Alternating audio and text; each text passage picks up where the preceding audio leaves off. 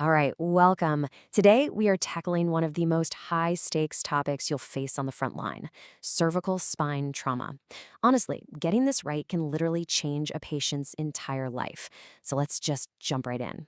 We're going to decode the fractures, link them to the cord syndromes, and cover the clinical pearls you absolutely have to know. So, here's our game plan. First up, we'll get into the fractures themselves. What actually breaks and why. Then, and this is crucial, we'll learn how to separate the scary, unstable ones from the rest. After that, we'll connect the dots from the bone injury to the neurological damage, clear up that classic confusion between neurogenic and spinal shock, and then we'll wrap it all up with the key takeaways you can actually use on your very next shift. Okay, let's start with a classic scenario, one you've probably heard of. A patient gets brought in after diving headfirst into a shallow pool. They've got neck pain, maybe some neurosymptoms. So before you even lay eyes on a CT scan, what specific fracture should be screaming at you from the top of your differential? Keep that in mind, we're about to find out. Right. Let's talk fractures. Look, if there's one big concept to get your head around here, it's the link between the mechanism and the injury. If you can figure out the forces involved, how the person got hurt, you can often predict exactly what you're going to find on that scan. And that, right there, is the answer to our opening question: the Jefferson fracture. This is a burst fracture of C1, the very first vertebra, and it's caused by a direct axial load.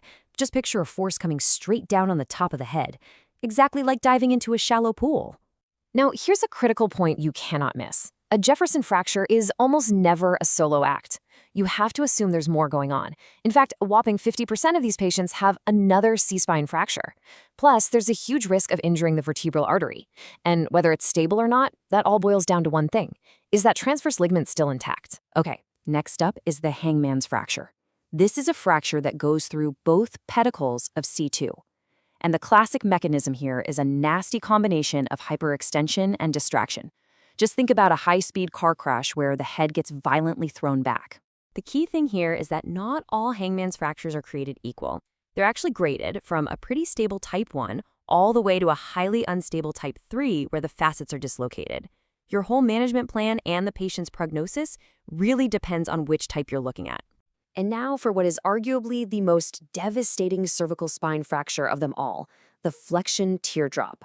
This is a horribly unstable injury where a triangular chunk of bone, the teardrop, gets sheared right off the front of the vertebral body from severe hyperflexion.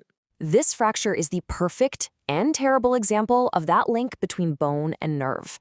It is the single most unstable C-spine fracture, and it carries the worst prognosis. Why? Because it's so frequently associated with anterior cord syndrome. And we'll dig into that in just a bit. If you remember one fracture today, make it this one. So, we've seen a few of the big players, but let's be real. In an emergency, how do you quickly recall which fractures are the dangerously unstable ones? The ones that mean you have to be extra careful and get your specialist on the phone, like right now. Well, thankfully, there's a fantastic mnemonic for this. Jefferson bit off a hangman's thumb. It sounds a little goofy, but trust me, this simple phrase is an absolute lifesaver for recalling the major unstable injuries when the pressure is on. Let's break it down really quick. J is for our Jefferson burst fracture. B is for bilateral facet dislocation. O is for odontoid fractures, specifically the unstable type 2. A is atlantoaxial dislocation. H is for hangman's, but only the unstable types 2 and 3. And finally, T stands for that terrible Flexion teardrop fracture. Okay, knowing the unstable fractures is half the battle. Now, we need to connect those bony injuries to the actual damage they cause to the cord itself. So it's time to start decoding the spinal cord syndromes. First on the list is central cord syndrome. This is actually the most common incomplete cord injury we see. And the classic patient, it's usually an older person who already has some spinal stenosis, who then has a simple fall causing a hyperextension injury to their neck. The clinical pattern here is really unique, and it's pretty easy to remember. These patients have weakness that is way worse in their arms than in their legs, and it's often worse farther out, in the hands. There's a classic, if a bit crude, teaching pearl: the rude finger goes first, because those simple, crude hand movements are affected early on. Next up is anterior cord syndrome. And as we mentioned, this is the one you see with a Flexion teardrop fracture. It involves damage to the front 2/3 of the spinal cord, usually from either direct compression by bone or from disrupting the blood supply from the anterior spinal artery. So what does this actually look like at the bedside? Well, the patient loses everything carried in the front of the cord. Motor function, pain, and temperature sensation, all gone below the injury. But, and this is key, because the back part of the cord, the dorsal columns, are spared. They can still feel things like vibration and proprioception. Of all the incomplete cord injuries, this one has the absolute worst prognosis. Seeing them all side by side like this really helps it click. You've got central cord with that classic arms worse than legs weakness. You've got anterior cord with that devastating loss of motor, pain, and temp. And then look at brown sequard, a really distinct pattern with paralysis on one side and sensory loss on the other. And importantly, it actually has the best prognosis of the bunch. All right, let's move on and tackle a classic point of confusion, one that trips up trainees all the time: the difference between neurogenic shock and spinal shock. They sound similar, but I promise you they are completely different beasts. Let's put them head to head. Neurogenic shock is a circulatory problem, a true shock state. It's what happens when you lose sympathetic tone, leading to massive vasodilation, which causes hypotension and, uniquely, a slow heart rate, bradycardia. Spinal shock, on the other hand, is a temporary neurological state. It's the loss of all spinal reflexes below the injury, causing flaccid paralysis.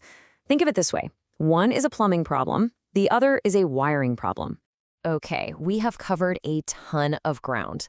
Let's boil it all down to the absolute essentials. What do you really need to remember when you're faced with this patient at 3 in the morning? First things first, when it comes to imaging, CT is king, period. With a sensitivity of around 98%, it is the undisputed gold standard for finding and figuring out these fractures. And here are your final rapid-fire pearls. Priapism, that's a grim sign. It suggests a complete cord injury. Remember, brown sequard has the best prognosis, while that awful Flexion teardrop has the worst. If you're dealing with neurogenic shock, your blood pressure target matters. You want to aim for a MAP over 80 to keep that spinal cord perfused. And a huge airway tip: avoid using suxamethinium if the injury is more than 10 hours old because of the risk of life-threatening hyperkalemia. And that is our high-speed tour of cervical spine trauma. The next time you're sizing up a trauma patient, just ask yourself, have I thought about the mechanism, and could one of these devastating patterns be hiding in plain sight? If this explainer helped you connect some of those dots, do us a favor and hit like and subscribe for more content. Stay safe out there.